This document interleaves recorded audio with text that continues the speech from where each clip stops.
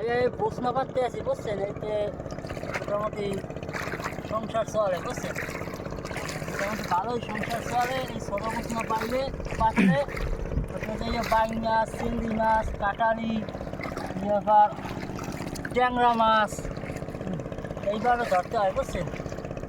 এই জাল আপনি কতদিন ধরে পাতেন ভাইয়া? ধরেন বছরে এই আমার কামই হইলে এই গিয়া বুঝলেন, আমার সংসার চলে হইলে এই চায়না বসনা দিয়া। হ্যাঁ, ছোটো বসনা ছোটো ভাই চায়না। এই জাল এখন পাততেছেন, সকালে আইয়া আবার এটারে। হ্যাঁ, সকালে আবার উঠে লই যাম, নিয়ে ওই মাছ ছাড়াইয়া এবার বিক্রি করতে যাম।